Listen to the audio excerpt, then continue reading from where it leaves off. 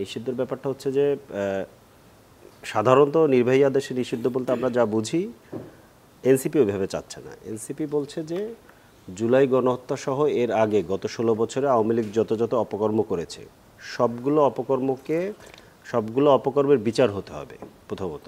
এটা একটা বিচারিক প্রক্রিয়ায় আমরা আওয়ামী লীগকে দল হিসেবে বিচারের দাবি আমরা করছি। এটা হচ্ছে 1 নম্বর। 2 নম্বর হচ্ছে যে এই বিচার চলাকালীন অবস্থায় আওয়ামী লীগের যে সাংগঠনিক কার্যক্রম এটাকে একটা নিষেধাজ্ঞা দিতে হবে। বিচার চলাকালীন অবস্থায় তারা সাংগঠনিক কার্যক্রম চালাতে পারবে না। নিষেধাজ্ঞাটা কেন দিতে হবে? কারণ আপনি দেখছেন যে বিভিন্ন জায়গাতে আওয়ামী লীগ গুপ্ত মিছিল করতেছে এবং এখন হামলা করা শুরু করেছে। আজকের আপনারা জানেন যে আমাদের নেতা হাসনাত আবদুল্লাহর উপরে হামলা হয়েছে।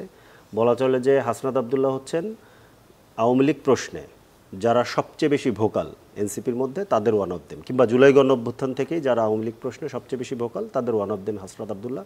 তো আজকে তাকে টার্গেট করে হামলা করা হয়েছে। এই হামলা যে শুধু হাসনাতের মধ্য দিয়ে শেষ হবে আমরা এটা মনে করতেছি না। এখন প্রবলেম হচ্ছে যে হামলা কারা করতেছে। হামলা করলে আপনি হয়তো বা চিহ্নিত করে 1-2 জনকে গ্রেফতার করতে পারেন, কিন্তু আওয়ামী লীগ যে মিছিল করতেছে, আওয়ামী লীগের লোকেরা যে মিছিল করতেছে বিভিন্নভাবে, এই মিছিলকে কোন প্রক্রিয়ায় আপনি বাধা দিবেন? মানে ওই অর্থে কিন্তু কোনো লিগ্যাল ফ্রেমওয়ার্ক নেই যে তাদেরকে আপনি বাধা দিবেন। তো ওই বাধা দেওয়ার জন্য এই বিচার চলাকালীন অবস্থায়, যেহেতু আওয়ামী লীগ একটা সন্ত্রাসী সংগঠন, তারা জুলাই গণহত্যা করেছে 2009 থেকে 2009 পিলখানা, 13তে শাপলা, 21-এ মোদিবিরোধী আন্দোলন সহ গুম খুন করে নাই এমন কোনো অপকর্ম নেই। তাদেরকে তো বিচারের আওতায় আনতে হবে। বিচারিক প্রক্রিয়া একটা সময় লাগে, মোটামুটি একটা সময় সাপেক্ষ ব্যাপার। বিচারিক প্রক্রিয়া তো একটা মিনিমাম রুলস ফলো করে করতে হয়। এই সময়টাতে আওয়ামী লীগের কার্যক্রমে নিষেধাজ্ঞা আমরা চেয়েছি।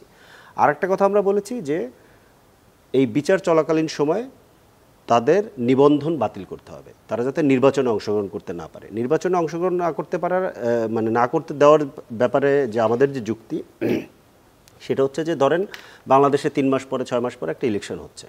ইলেকশন হলে স্বাভাবিকভাবেই তো আওয়ামী লীগের লোকজন যদি তাদের নিবন্ধন বাতিল আপনি না করেন, তাদেরকে যদি আপনি ইলেকশনে ঠেলে দেন, এখনও জুলাইয়ের যে ট্রমা বাংলাদেশের মানুষের মধ্যে আছে, বিশেষ করে ছাত্র জনতার মধ্যে এবং অন্যান্য বিএনপি জামায়াত সহ অন্যান্য রাজনৈতিক দলের নেতাকর্মীদের মধ্যে যে ট্রমা আছে, আওয়ামী লীগের লোকজনকে দেখলেই তো তারা তেড়ে যাবে, খুব স্বাভাবিক ব্যাপার।